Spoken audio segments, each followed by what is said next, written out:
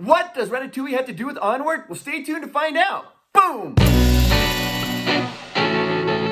Today on Provost Park Pass, we're going to be doing a deep dive and looking into the movie Onward. Onward is a 20-second feature film by Pixar, and this film is amazing, and you can watch it right now on Disney+. And when you do, pause and find all nice cool things that we're going to show you. I think today we're going to show you what? Let's say, maybe about 58 things you didn't know about Onward? Yeah, 58 of them. Let's get right into it. Oh, spoilers. That's right, spoiler warning. If you haven't seen it, go watch it, then come back, because there are going to be some major spoilers in this particular video. This is the first Pixar film not to have any involvement from John Lasseter. He left as the CEO of Disney Animation Areas and was not involved, but it's still a great movie. It is awesome. Now, something really unique about Onward is it was released digitally while it was still in theaters. Because of all the things that are going on around the world, Disney decided to give us this wonderful treat, and thank you, Disney, for it. This is the first Pixar film not to feature in the credits Disney Presents and Pixar Animation Studios at the opening of the film. Now, you'll see this old wizard here. He's obviously a reference to Gandalf. That's right, Gandalf from Lord of the Rings. If you look really close, you can see he's being watched by an elven version of Bonnie from Toy Story 3. There's also a group of rock trolls watching the fireworks, though they are painted green.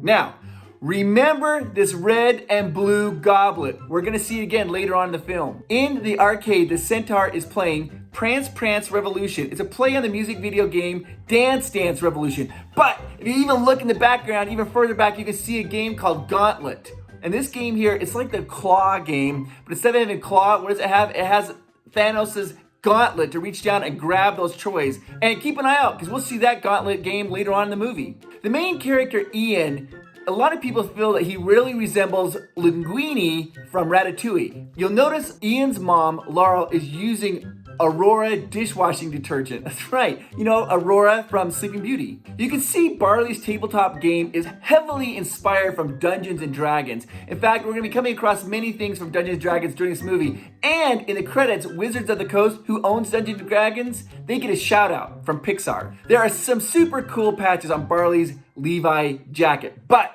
look really closely right here, and you can see there's an Infinity Gauntlet patch on his left breast pocket. It's kind of a bit hard to spot as the patch rocks a red and black design. It's a little bit different, but it's obviously the Infinity Gauntlet from the Avengers movie. Now, one of the things that Pixar loves to do is they love to go ahead and put a little Easter egg of their upcoming movie in their movie that's currently out. So, one of the most famous one is the movie Up. When the house takes off, you can see a girl look out the window, you see the Lotso bear on the left-hand side there. Well, in this movie here, the directors were saying, how do we do that? Because the next Pixar movie to come out is called Soul, about a jazz musician. And this world here in Onward, there's no humans. So they're like, how do we get that Easter egg showcasing soul when we're in a non-human world? Well, they came up with that idea. When Barley is running to clean the game up that Colt Bronco has broken down, you can see that the family has a huge appreciation of music, and there's a bunch of records on there. And the one record on top, that you can see, is Dorothea Williams, and she's gonna be a character in Soul. Dorothea Williams' album is in Onward, which will be coming out in the movie Soul. Now you'll notice here's the Burger Shire. It's kind of a fun little play on Burger King, obviously. But if you look at the marquee, it says it's serving second breakfast. And that comes right from the Lord of the Rings trilogy. Second breakfast. Remember the Hobbits? Like, I don't think he knows about second breakfast. The Mushroomton High School mascot resembles a green version of Figment. You know Figment, the purple dragon from, Epcot? While Ian is in the classroom, look at the back of the hat of one of his classmates. It has the Monsters University logo on the back of his hat. We get introduced to Barley's van, Guinevere. Now, Guinevere is named after King Arthur's wife of the Arthurian legends. Here on this bulletin board, if you have a really sharp eye, you can see some merit badges from the movie Up. Ian's mom, Laurel, has a very striking similarity to Sadness from the movie Inside Out. Even the sweater and her cue, her color, which makes sense because Laurel, her husband passed away, she's raising her 2 kids, which means that probably sadness is one of her primary feelings she's feeling most of the time. Barley's Levi jacket is so amazing, but right here you can see a Hades patch, woo! Which is my favorite villain from the Hercules movie. Hades! Represent! If you look at this poster right here in Ian's room, you can see it's a poster for a concert, and it's called Puddle of Mush. That's probably a little nod to the rock group Puddle of Mud. Inside Bartley's van, you can see his stereo is made by LOR, which would obviously stand for Lord of the Rings.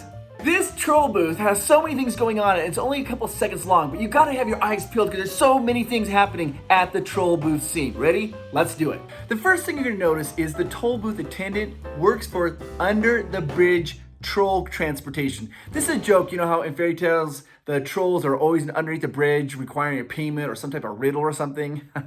Then, if you look to the right-hand side, you're gonna see the Pixar's iconic Pizza Planet truck right there. Now, this one kind of blows my mind. Right there at the toll booth, you're gonna see a Mickey Mouse look-alike troll. He's seen paying at the toll booth, and if you look, he even has his white gloves on. Wilden Lightfoot, that's the dad, you'll notice his socks are the exact same color as the Cheshire Cat. That's because the Cheshire Cat can what?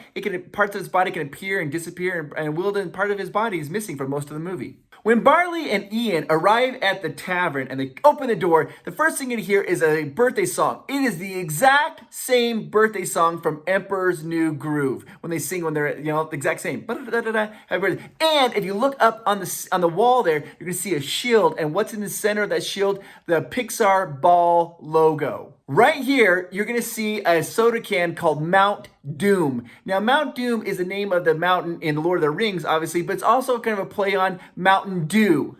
You notice the workers who work at the tavern are wearing like a dark blue a sorcerer's hat. Well, that hat is very similar to the sorcerer's hat worn by Mickey Mouse in Fantasmic.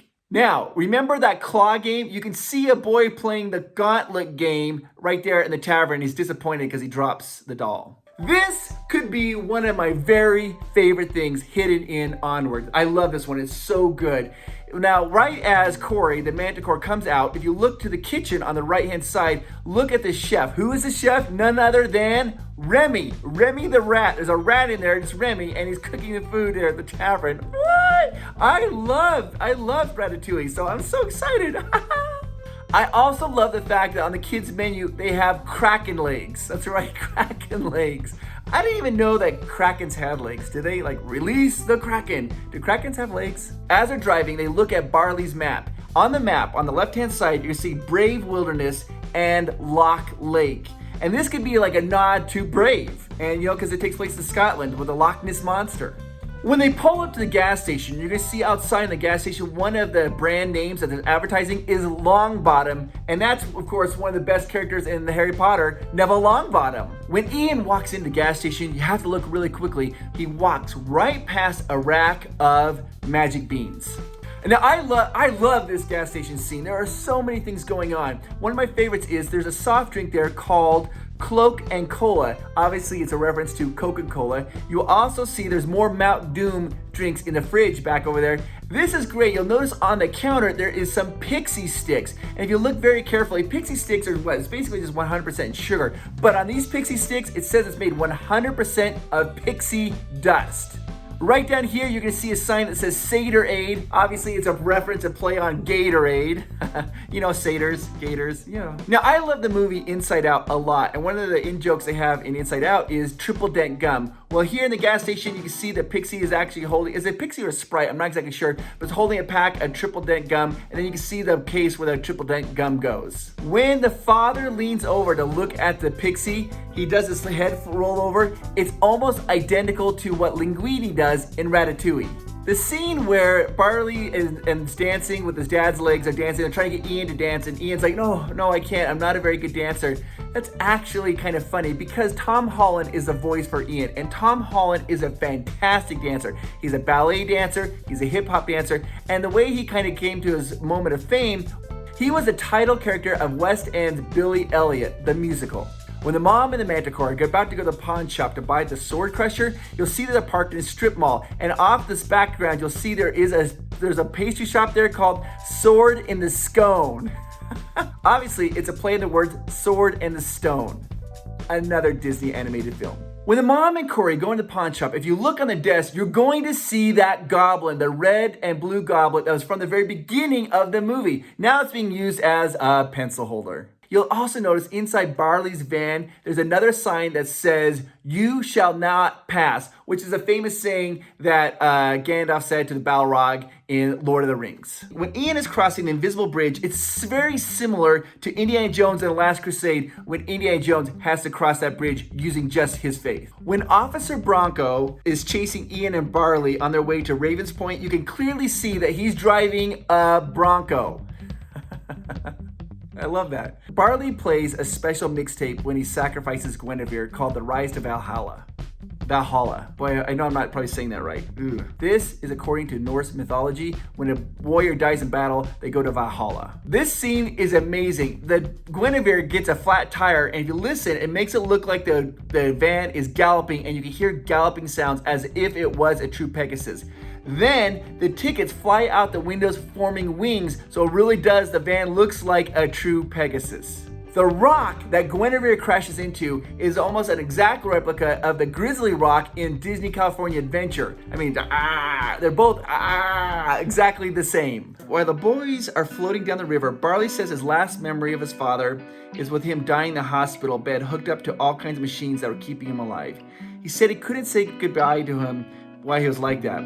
This is very similar to Peter Quill's story, Star-Lord's story, when he had to go in and say goodbye to his mother when she was dying and he didn't want to. Many of the traps that the boys face are similar to traps that Indiana Jones faces in Indiana Jones and the Raiders of the Lost Ark and also The Last Crusade.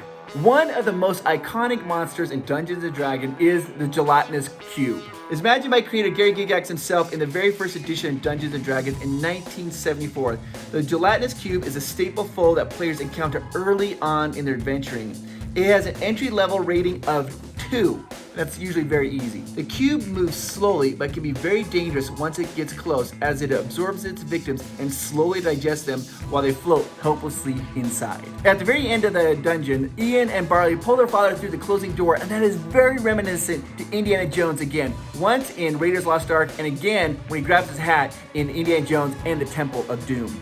The construction worker here is named Felix, which is a reference to Fix-It Felix from Wreck-It Ralph. The construction worker is voiced by John Ratzenberger, and he is kind of like Pixar's good luck charm. He's had his voice in every single Pixar movie. At the end of the movie, you hear that Bronco gets a call for an A113. Now, A113 is a special number used in almost every Pixar movie. A113 is a classroom used by John Lasseter, Tim Burton, and Brad Bird at the California Institute of Arts, and has been featured in every single Pixar film. Now, if you look super careful at the dashboard of Guinevere 2, what do you see? A sticker for Skyrim, the video game.